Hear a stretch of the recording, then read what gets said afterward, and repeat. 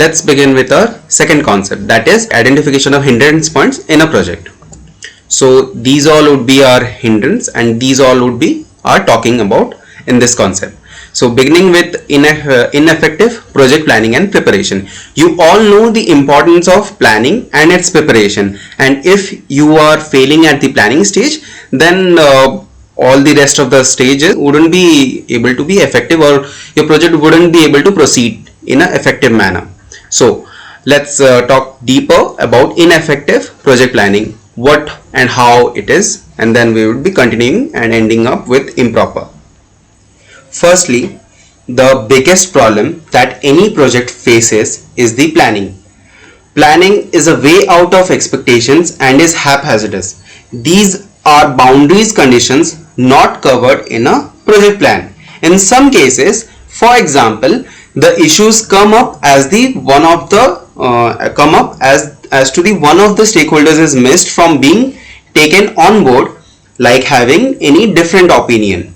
Most of the times the organization taking charge of the project planning and implementation fails to grip the unwanted snowballing effect that the people in the proximity drag it into. Most of the times the consequence is being drawn from the most influential members of a community. It surpasses many possible solutions and recommendations coming from the bottom of power matrix. Even in many cases, their issues don't reach the discussion table and easily get overlooked. Now, insufficient technical expertise is one of the primary reasons for the disruption in planning procedure. One of the major issues in the layout of project planning agencies is sometimes they lack the expertise in the requisite field, and it leads to the major hindrance in moving the project forward. I hope this point is clear. Then we would be moving to next point, that is ineffective project planning and appraisal. The project sometimes clearly lacks a well-defined objective and output or goals. This hindrance is one of the biggest inefficiencies of the project. Many a times the project implementing agencies fails in making a proper intervention and thus fails to figure out the real requirements during the development phases of the project, and as the project steps up in the implementation phase, it clearly fails to make an impact. Many a times the emphasis on financial targets or tangible goals precedes the human value or the long-term sustainable goals take over the community perspective from the project. The financial motive is just lowering the scale of an implementation of any project, as the expenditure of the project sometimes overruns its overhead cost, and thus drawing on the cost sometimes reduces the impact of the final outcome of the project. Emphasis on the technical aspects of a project sometimes neglects the ecological and environmental impacts of the project. The social cultural values of the communities are neglected and many a times in taking up a project. So we need to take consideration about all these points. Next, moving on to failure in appropriate project design.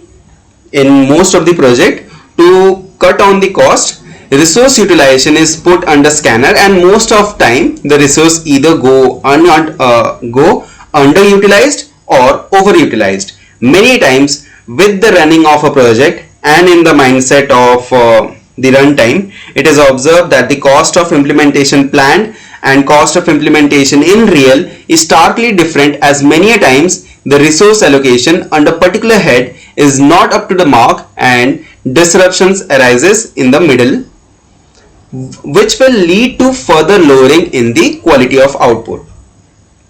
I hope I am making some sense. Moving on to next point, that would be hindrance to put the implemented project to effective starting point. Project goes through a lot of bureaucratic red tape, and even after crossing that point in a project, at the local level and at the community level, there are hindrance and opposition to a development project. Many communities or groups are completely unaware of the goals and fail to see the underlying developmental motive of a project. The communities at the grassroots level have to be brought on the same page and feel dedicated to the cause of the project rather than seeking personal vested interest out of it. Moving on to next point, that is lack of interest and effectiveness. Due to progressive red taping and organizational structure failure, many times a project implementation becomes extremely slow, and many a times deadlines are molded around and extended beyond a point. This extension leads to a fatigued existence of a project. Slowly and eventually, the project beneficiaries as well as the implementing agencies lose the purpose and drive for implementation of the project, and many a time cost overruns and loss of effective personnel in the process drains the effectiveness of project at the grassroots level. Moving on to next point, that is external factor. Many a times the project is not deviated from the constructs within, but from a lot of external factors, such as if there is a similar themed project run by the local authorities, it leads to a clash in the objectives as well as diluted goals and objective.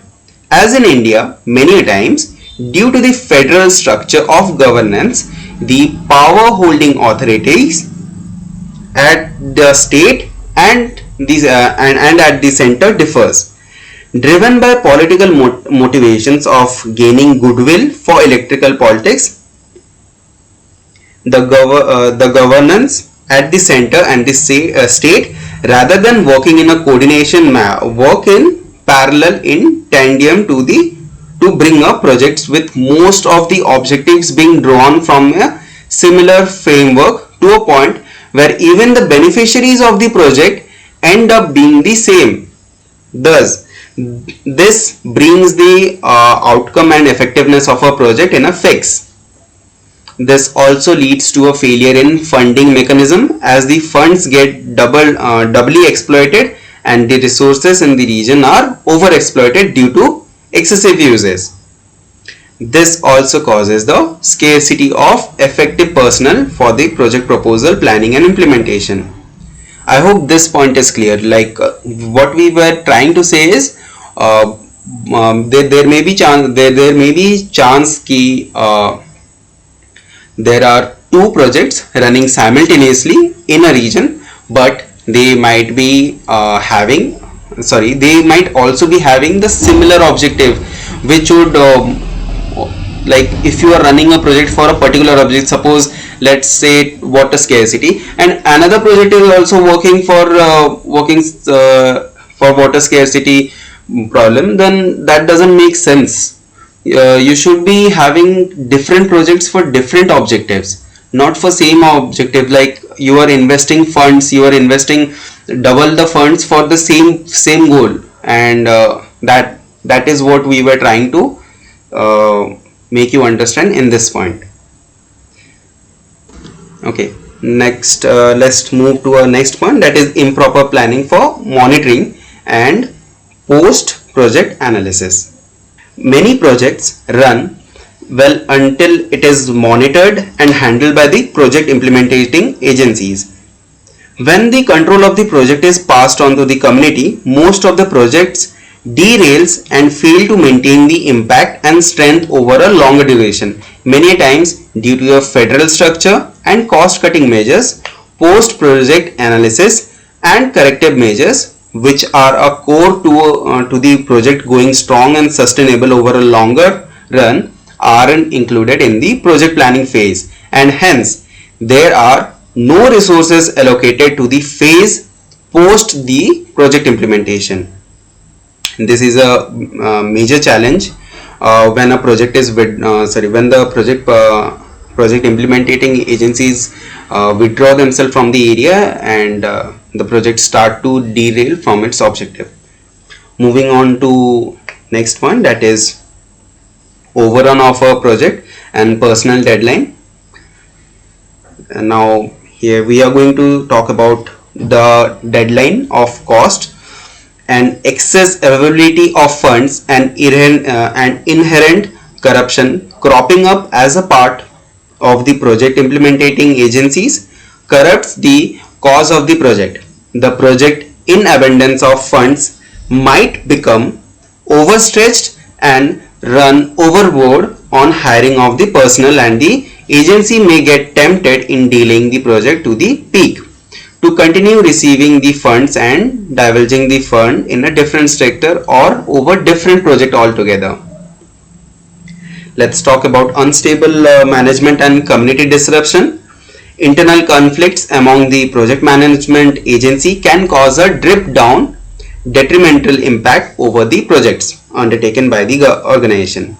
The mode of operation of an unstable management will have unstable outcomes on the ground, and major shifts in the outcome of the project over time can be observed. So that was our overall discussion about identifying the hindrance points in a project. I hope I have made some sense in it. We'll be talking about now third concept, that would be project proposal writing, in our next slide.